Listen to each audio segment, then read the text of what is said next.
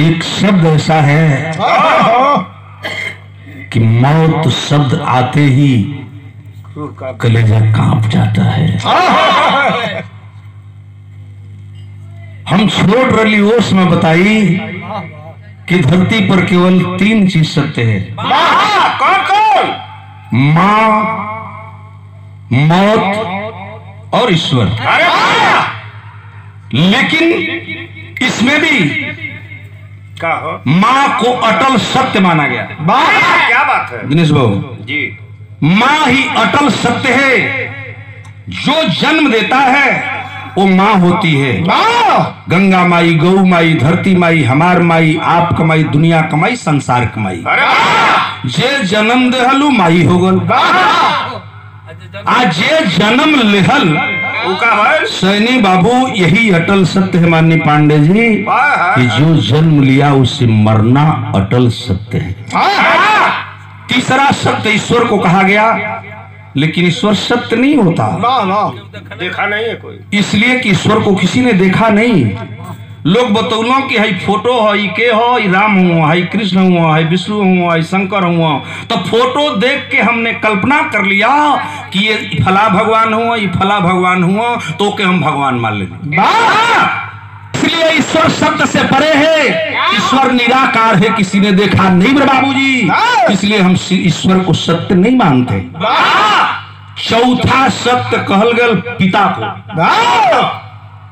बिंदु सुने लग चीज है, तनी दिमाग लगवा। चौथा सत्य कहल गई पिता को, लेकिन पिता सत्य नहीं होता। राम बलम बाबू, पिता तो विश्वास की चीज होता है। क्या बात है? लोग कहो कवि जी फलाने कि हई फलाने तोहर बाप हुआ, तो राम मोहन बाबू हम तब जानिला कि मने हमरे इहे बाप हुआ, तो लइका उनके दादा कहेला। हई लोग बतावला कि ये तो चाचा हुआ, तो लोग चाचा कहला। ये लिए पिता भी सत्य नहीं होता है, वो भी विश्वास की चीज होता है। दुनिया में कोई सत्य है तो केवल 2 चीज है। पहली सत्य मां और दूसरा सत्य मौत। मौत मीनाक्षी, ये मौत आई कैसे? बहुत विचारी विषय हो। पृथ्वी पर जब जब जिस चीज की जरूरत पड़ी तब तब वह चीज मिला, लेकिन मौत कहां से आई? कहां से? अब हम 5-7 मिनट में बताइए कि मौत कैसे आई। वाह वाह। जौना में नाना भी गईला, चाचा भी जई, हमरो दादा गईला, हमार माइयो चल गई। कहियो ये दुनिया के लोग सब पारा पारी जाई, ये सही है। कभी जी वो तरज बा, कहाँ स्वर बा आपका? हाँ ठीक है, चलिए आइए। आप तर्ज कलाई रूहा बा मास्टर हमारा गीत के। वाह वाह। कि प्रिया मोर कुंवर कन्हैया, प्रिया मोर कुंवरा कन्हैया, बुलावा बसुरिया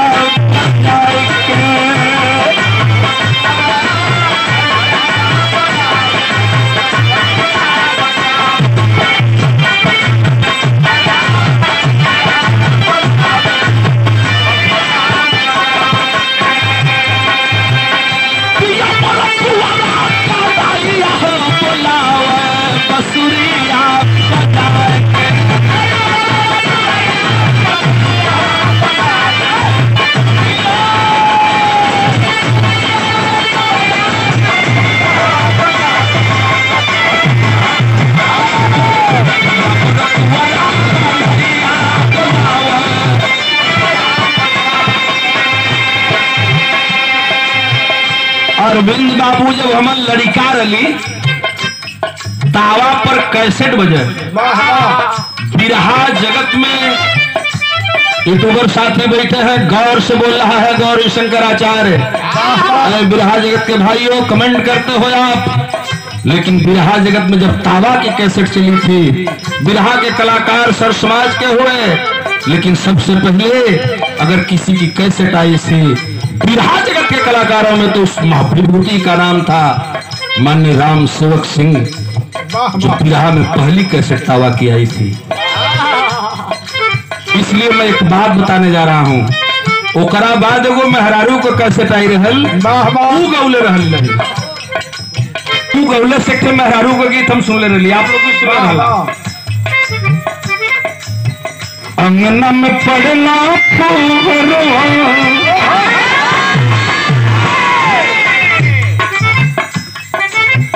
अंगना में पड़ना फूलवा हो सनवा चला पानी,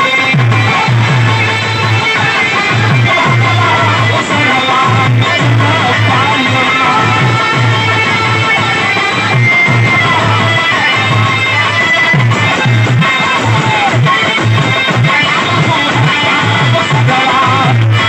भयानक खबर बाबूजी, यह मौत रूपी चीज धरती पर आइल कहां से? हम अपना गीत के माध्यम से श्रद्धांजलि देते हुए एक लाइन बताने जा रहा हूं। सम्मान तोहरा और कहीं का मीनाक्षी, वाह और कभी कभी यह प्रश्न आपके भी सामने आया होगा, मैं तो नहीं जानता हूं लेकिन कहीं आया होगा। तो लोग सवाल करते हैं, मैं बड़ा घमंड से बोलता हूं कि मीनाक्षी राज मेरे घर के बगल की गायिका है। वाह वाह बहुत बहुत अभिनंदन, आशीर्वाद और ऊंचाइयों को छुए, आपकी तरफ से सम्मान आए हैं। हम चर्चा कर जाते नहीं, जब ये धरती पर मौत ना रहल, इतने बिरहा सुनने वाले श्रोता बैठे हैं मेरे बाबूजी, थोड़ा सा कल्पना कर लेंगे कि अगर धरती पर मौत नहीं होती तो फिर धरती का रूप कैसा होता।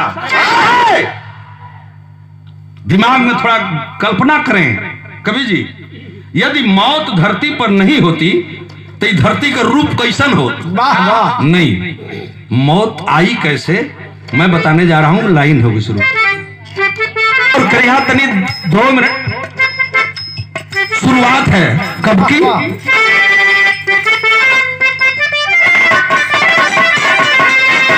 सृष्टि का भइल रचनवा, सृष्टि का भइल रचनवा हो बयानवा पुरनवा बतावा।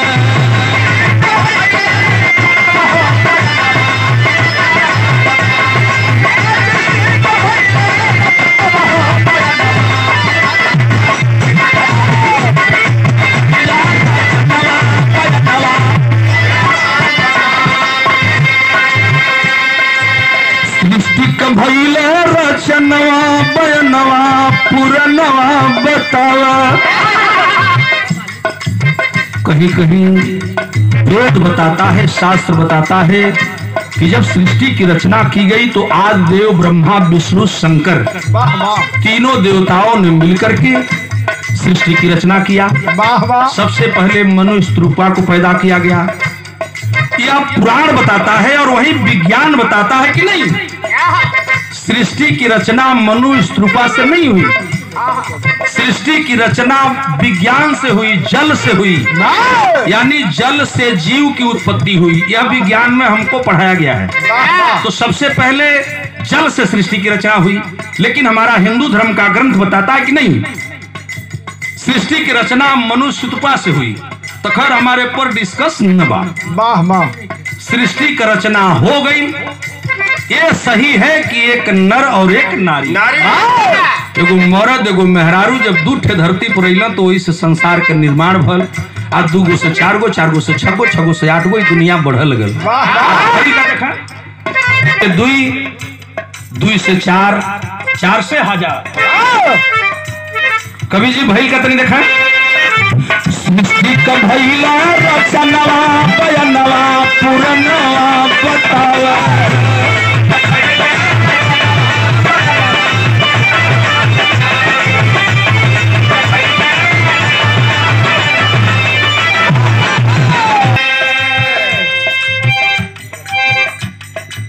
सृष्टि का भइला रचनवा बयानवा पुरनवा बतावा। माया का बनला जानवा बयानवा पुरनवा बतावा।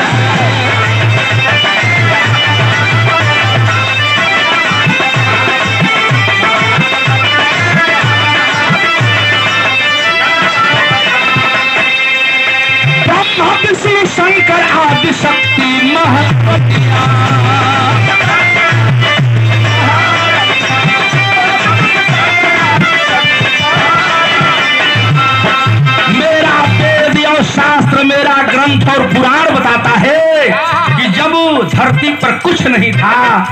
चारों तरफ जल ही जल थे, तो कुछ लोग जल से जीव की उत्पत्ति बताए, कुछ लोग बताए कि नहीं सृष्टि की रचना ऐसे हुई। कैसे कि ब्रह्मा विष्णु शंकर आदि शक्ति महारनिया नर नारी पैदा कैला बढ़ी चली।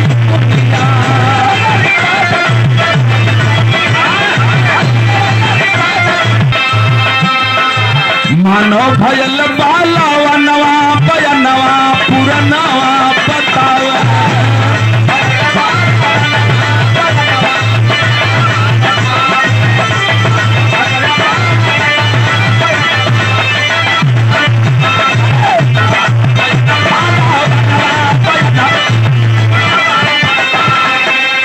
वेद शास्त्र ग्रंथ बताता है मेरे बाबूजी, ब्रह्मा विष्णु शंकर और आदि शक्ति ने मिलकर जब सृष्टि की रचना किया, कहीं कहीं विज्ञान बताता है कि जल से जीव की उत्पत्ति हुई, लेकिन मैं उधर नहीं जाना चाहता।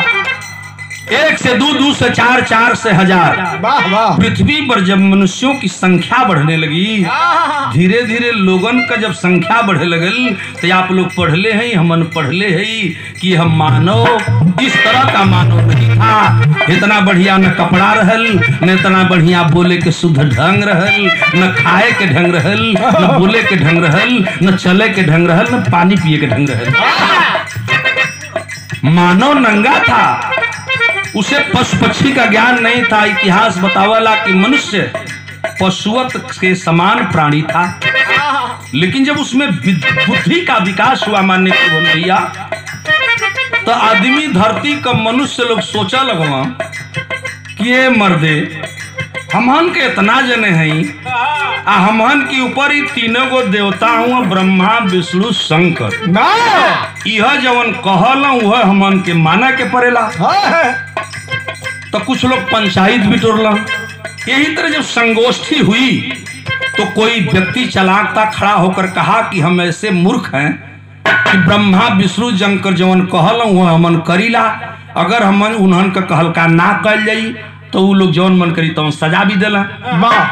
तो ऐसे बढ़िया ही रहत कि अगर ये तीनों ना रहता तो हमहन के अपन शासन होई, अपन व्यवस्था होई, अपन राज होई। तो कुछ लोग कहला तो कैसे ना रही हम, तो कल काहे नहीं तीनों के खत्म कर दिया जा, तो मौत तो रहल ना। लेकिन मनुष्यों के दिमाग में आया कि हम ब्रह्मा विष्णु शंकर को खत्म करेंगे। एक बेर पत्थर का भदौड़ा हथियार रहल, इतना नुकीला न रहल मीनाक्षी, किट दे मारा पिट दे ससुर मर गई, कुल थोड़ा रहल।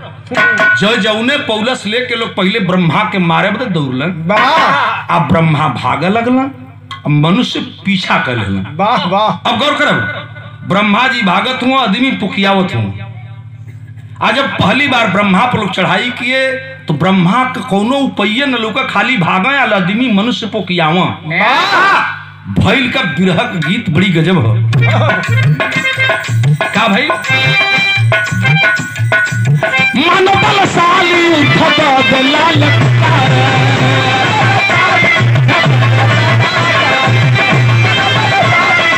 भैला, ब्रह्मा हरान भैला अग्नि को पुकारा।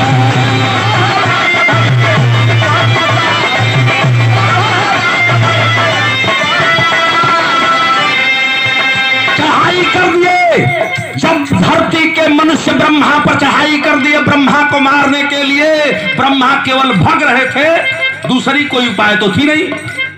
भागत जाए लो पुकियावत जा। धीरे धीरे ब्रह्मा इतना घबरा गई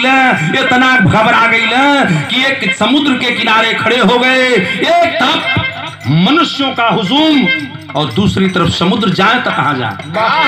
फंस गई ना ब्रह्मा। आज जब ब्रह्मा हैरान भइल तो क्रोध भइल, क्रोध में आंख मुलना, आंख मुलना तो अग्नि का स्मरण किया। वाह वाह। ब्रह्मा भागने लगे, मनुष्य पीछा कर लिए, उपाय कोनो न हो। ब्रह्मा जी अखिया मुल, अखिया मुनल तो एक ध्यान लगौल, और ध्यान किसका किए, बात किया गया उसी का। क्या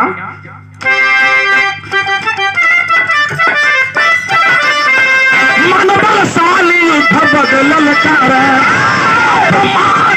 भइल अग्नि को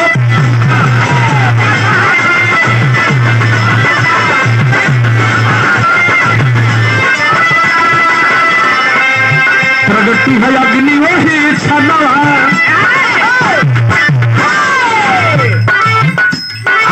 अली है अग्नि वही छनवा परनवा पुरनवा पतावा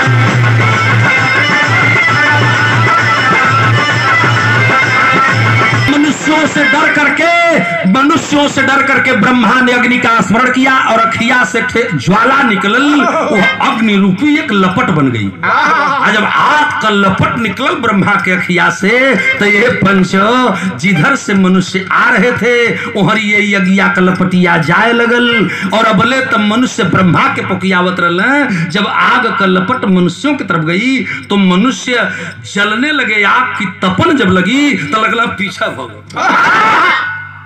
अब पीछा भागने लगे भागा के गिरिहों एक पर एक और जितना मनुष्य पीछे हटने लगे उतना ही ब्रह्मा के आंखों की ज्वाला और क्रोधित होने लगी।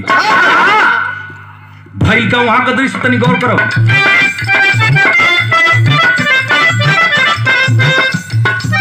पीछा कली अग्नि सा बनई कर लिया।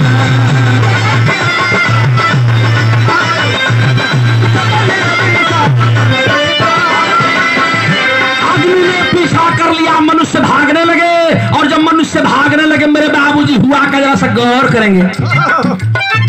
पीछा कर लिया अग्नि सब मनई परैला अब देखो तो भोला दानी बड़ा घब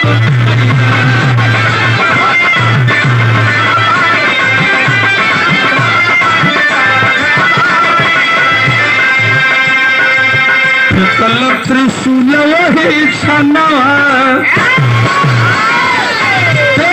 सृष्टि के रचयिता भगवान भोलेनाथ घबरा गए। भोलेनाथ जो ना सृष्टि के हमहन इतना जतन से बनौली एक बार नहीं कई बार सृष्टि की रचना की गई और कई बार विनाश हुआ। जी ग्रंथ बताता है कि एक बार ना कई बार सृष्टि की रचना भई और कई बार विनाश भई। भगवान भोलेनाथ कहना कि इतना परिश्रम से फिर हमन सृष्टि के व्रत जला दी हो पूरा पृथ्वी का जीव जंतु सब जर जाई पृथ्वी का नाश हो जाई। तो भगवान भोलेनाथ कहना तुरंत एगो काम कर दिल मीनाक्षी कल त्रिशूल वही छनवा परनवा पुरनवा पतावा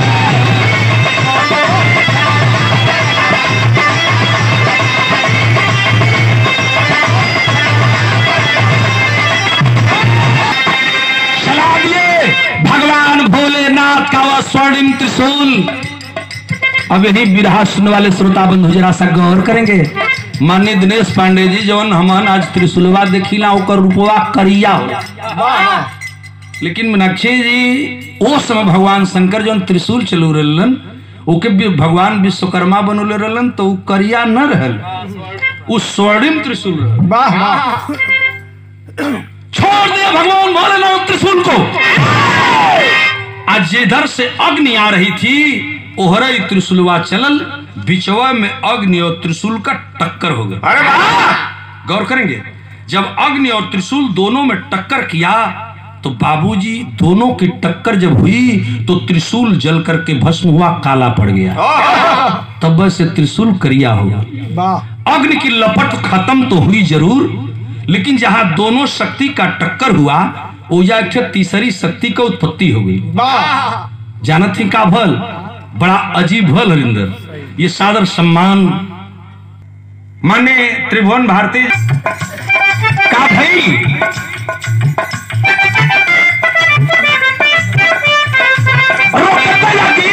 के बाला प्रगट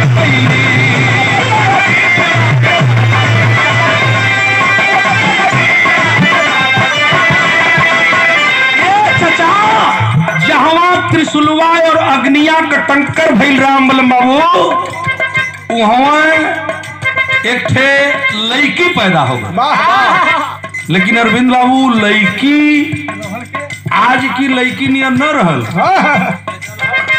मीनाक्षी बिंदु और सुनीता ऐसा न रहल कवि जी, कैसा रहल? वो लड़की रहल, ओ का दुगो गोड़ रहल, दुगो हाथ रहल, आंख रहल, मुंह रहल, नाक रहल, सब रहल। वाह वाह। लेकिन आज कल लड़की कोनो गोर हुई, कोनो करिया हुई, कोनो सांवर हुई, कोनो तो नीलमहर हुई, कोनो तो नाक हुई।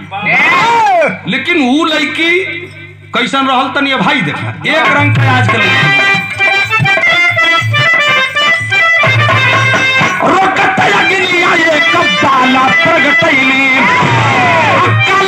पीला पीला रंग का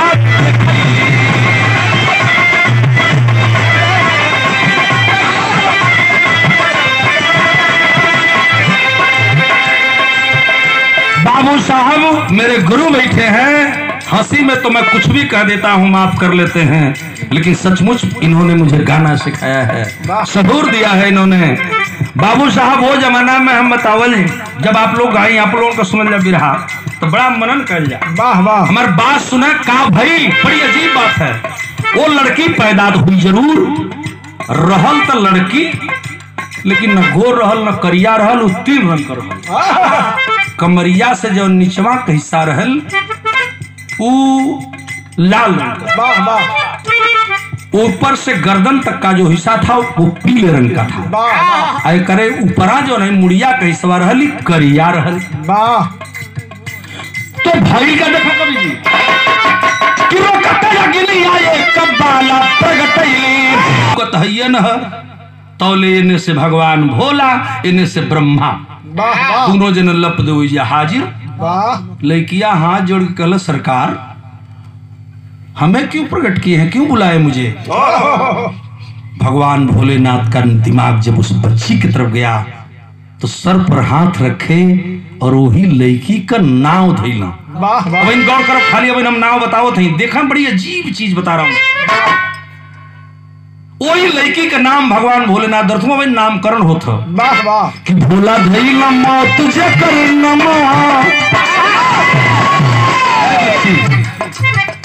तेरा नाम मौत है। वाह वाह। कल ठीक मौत कहा चाहिए जौन मन करे तो हम कहा बहुत बढ़िया स्वीकार हो। कल हमार काम का हो, का करे खातिर बोलू लालो तब भोलना बताओ तुम। भोला दिल मौत तुझे कर नमवा बयनवा पूरा नवा बताओ।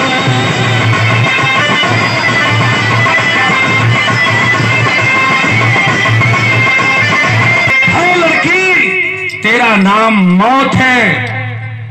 ब्रह्मा शंकर के ताकत हुआ, शंकर ब्रह्मा के ताकत हुआ, कलम मौत। वाह। तो सरकार हमार काम का हो तब बतौना कि तुझे जाना होगा मृत्युलोक में, पृथ्वी पर जाकर के लोगों को मारना होगा, हत्या करनी होगी और लोगों का प्राण निकालना होगा। वाह। भगवान भोलेनाथ कहना कि कब्र अगर सबके जरा दबा ब्रह्मा जी तो सबन खत्म हो जाई, आई जाई तो पारा पारी लेके आई। तो एक आदमी जन्मी एक आदमी मरी, उसी का परसेंटेज आज चल रहा है। कुछ लोग मरते हैं, कुछ लोग जन्म लेते हैं। मैं उधर नहीं जाना चाहता। लड़किया से जब लोग कहला राम भवन ले जाना होगा मृत्युलोक में, जीवों की हत्या करनी होगी, लोगों को मारना होगा, मार करके प्राण निकाल करके लाना होगा और यमलोक में देना होगा। मौत नाम की बच्ची जब यह काम सुनती है बाबू, बिरहा सुनने वाले पंच गोसाई, वही जो लड़कियां झरझर झरझर रोवा लगल। कल सरकार हे भगवान, हे धरती के लोग देवता, तू हमके यही खातिर बुलौला हो। मैं जाऊंगी पृथ्वी पर, लोगों को मारूंगी, प्राण निकाल के लाऊंगी, यमलोक में जमा करूंगी, तो लोग हमके देवता पई हो नहीं, लोग मुझे डाइन कहेंगे, कलंकिन कहेंगे, हत्यारिन कहेंगे, पापिन कहेंगे, लोग मेरे नाम पर थूकेंगे। इसीलिए मुझे आप लोग पैदा किए हो। तू बैठल लाबा देवलोक में जमराज जमलोक में रही हो, मैं जाऊंगी पृथ्वी पर, लोगों की हत्या करके प्राण लाऊंगी, यही खातिर हमके बोलौला न। ई कमवा हमसे न हुई सरकार, ई काम हमसे न हुई। ये कहीं के लड़किया रोवे लगल, जब रोवे लगल न तो ये चचा बिरहवा गजब हो गल। जब लड़कियां रोवे लगल तो ब्रह्मा जी शंकर के ताकल लगल, शंकर जी ब्रह्मा के। अब का होई तो कैला लोग का तनी हब दे ही देखा। वाह वाह। कि आखिया कयास ब्रह्मा अजूरी में रोकला, लड़किया रोए लगल कि ई काम हम ना करब, ये लिए कि जब हम लोगन के मार के प्राण निकालब तो लोग हमके गाड़ी दी हाँ मरी हाँ तो हम ना करब। तो कहला कि लड़की तू इसीलिए न रो रही है, शांत हो जा, मत रो। उस समय भगवान भोलेनाथ और ब्रह्मा ने किया क्या गजब लाइन है बिरहा के आखिरी तक कि अखिया कयास ब्रह्मा अजूरी में रोकल कलंक छोड़ावे बदे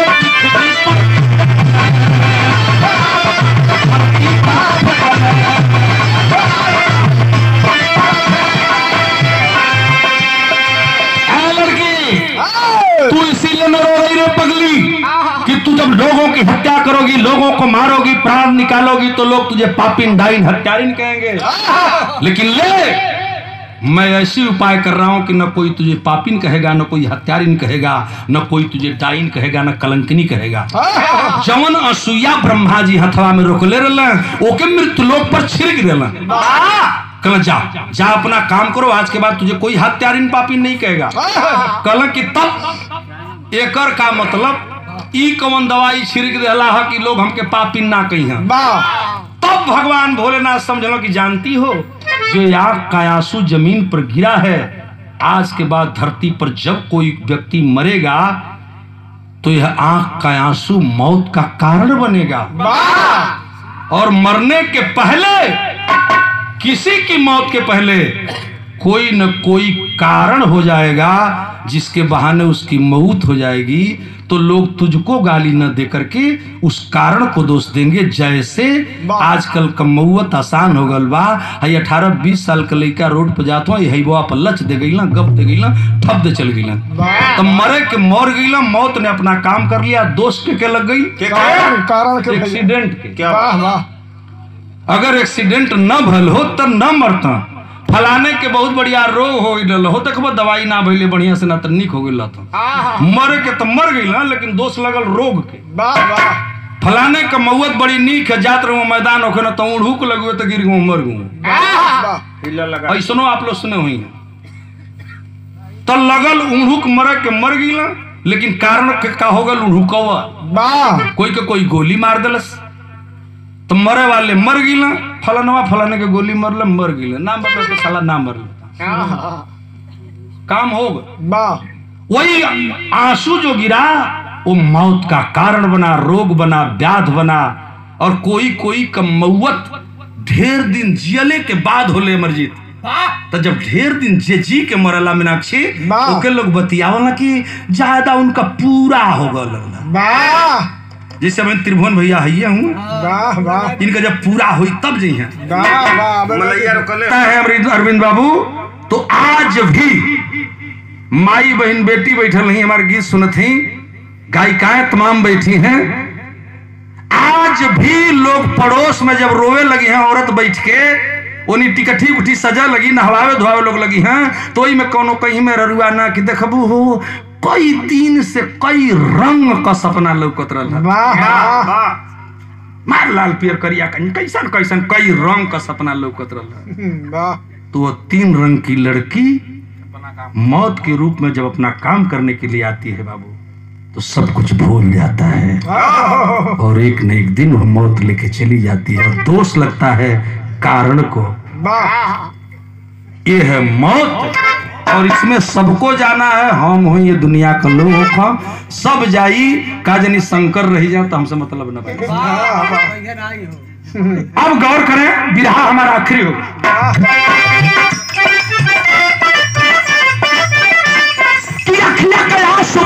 अजूरी में रोकल कलंक छोड़ावे पदे पृथ्वी पर। अरे भयल जवन मौत के करनवा बयनवा पुरनवा बतावे।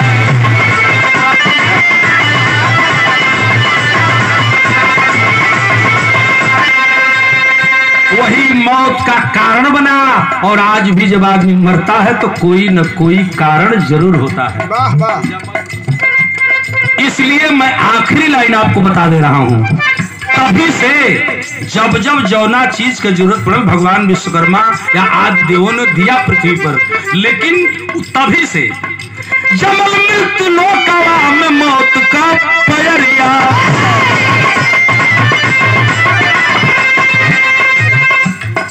चाय के पड़ी हो सब छोड़ के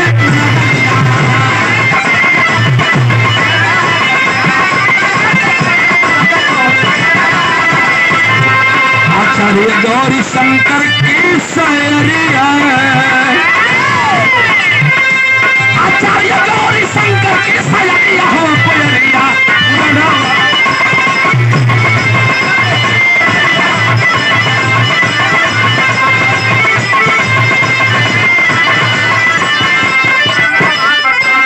आचार्य गौरी शंकर के कहनवा बयनवा पूर्णवा बतावा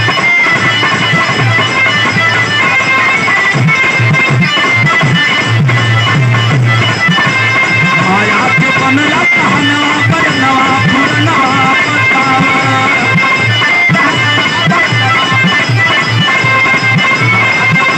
कहनवा बयनवा पूर्णवा